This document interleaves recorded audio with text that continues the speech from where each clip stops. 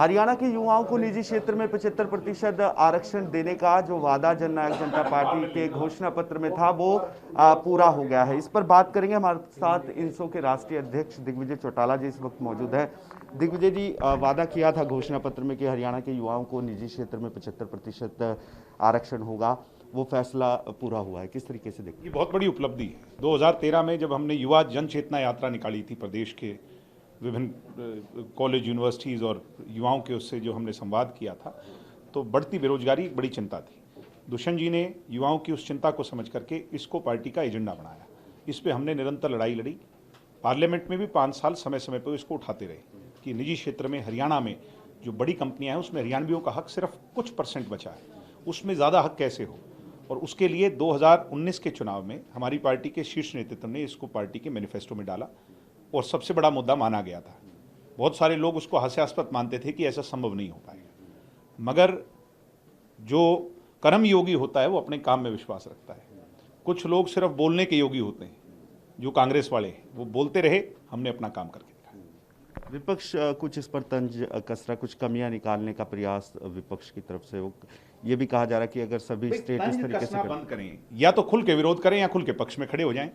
मैं आज खुले तौर पर चैलेंज करता हूं कांग्रेसियों को कि वो ये बता दें भाई ये बढ़िया है या ये ठीक नहीं है। 75% आरक्षण युवाओं को मिलना चाहिए या नहीं मिलना चाहिए, सिर्फ इस बात को स्पष्ट कर दें।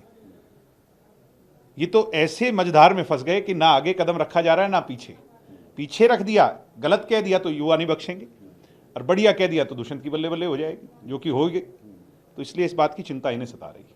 किस तरीके से देखते हैं इसके लागू होने के बाद कितना बेरोजगारी दर जो बढ़ता जा रहा है हरियाणा में, वो कितना आपको लगता है कि पूरा होगा? मैं इस कोई साइंटिस्ट तो नहीं हूँ कि इसके जो है ना नंबर्स पे वो बता पाऊँ, मगर मुझे इतना पता है 33% बेरोजगार हरियाणा में सबसे ज़्यादा। अब जो नई कंपनियां आ रही हैं, चाहे फ्लिपकार्ट आ रही हो, चाहे एक बताई कोई बैटरी, लिथियम बैटरी की बड़ी कंपनी सोना में आ रही है, और ऐसे बड़ी इन्वेस्टमेंट्स कई हज़ार करोड़ों की आ रही है, तो इसका मतलब ये है कि लाखों रोजगार के अवसर आएंगे। अगर 1 लाख नौकरी लगेंगी नई एक साल में, तो 75,000 हरियाणा के लगेंगे। तो फिर नेचुरली आप देख लो कि बेरोजगारी कितनी स्पीड से कम होगी।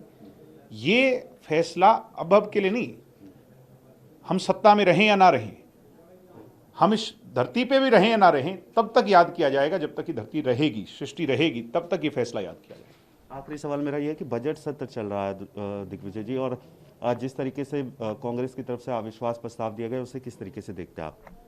मैं तो कांग्रेसियों से ये पूछना चाहता हूं कि वो संगठित हैं या नहीं। उनके 31 वोट उनके पक्ष में पड़ेंगे या नहीं पड़ेंगे, मुझे तो उसमें भी डाउट है। और जो लगातार भर्तियां जिस तरीके से रद्द हो रही है, उसे किस तरीके से देखते हैं? विपक्ष इस पर हमलावर है कि बेरोजगारी बढ़ रही है और भर्तियां रद्द हो रही है। नहीं, ऐसा नहीं है। बेरोजगार जो भर्तियां रद्द हुई हैं वो दोबारा से उसकी जल्द से एडवर्टाइज होंगी और जल्द भर्तियां होंगी। भर्तियां करना सरकार की जिम्मेवारी है, क्योंकि हमें जवाब दे, जनता जो जवाब मांगेगी हमें 5वें साल पे जवाब देना है। और आजकल कोई वो नहीं है, नासमझ नहीं है, सब कुछ फैक्ट्स, और आजकल मोबाइल फ़ोन पर सारे फैक्ट्स होते हैं। तो 5वें साल में हम ये इस बात के लिए अश्योर करना चाहते हैं युवाओं को कि हम सबसे ज़्यादा सरकारी नौकरियां भी देंगे इन 5 सालों में। एक सवाल ये भी था कि केंद्रीय मंत्री जो हैं निर्मला सीतारमण, उनकी तरफ से कहा गया कि ये किस तरीके से फैसला ले गया, अनभिज्ञता जताई गई है। देश की बड़ी महिला नेत्री हैं, और वो इसके अंदर कुछ और चेंजेस करने को कहेंगी तो सरकार उसके संज्ञान में लेगी। धन्यवाद। Thank you. तो यहाँ पर जिस तरीके से फैसला लिया गया उस पर दिग्विजय चौटाला विपक्ष पर भी निशाना साध रहे, क्योंकि विपक्ष की तरफ से जिस तरीके से सवाल इसको लेकर उठाए जा रहे हैं, वही दिग्विजय चौटाला इस पर निशाना साध रहे हैं। वहीं जिस तरीके से केंद्रीय मंत्री निर्मला सीतारमण की तरफ से इस पूरे मुद्दे पर अनभिज्ञता जताई गई और साथ ही ये कहा गया कि सरकार से बात करेंगे, उस पर उन्होंने कहा है कि जो भी सुझाव उनकी तरफ से होंगे उसे माना जाएगा। ईटीवी भारत के लिए चंडीगढ़ से कैमरा पर्सन राजेश के साथ अनिल कुमार।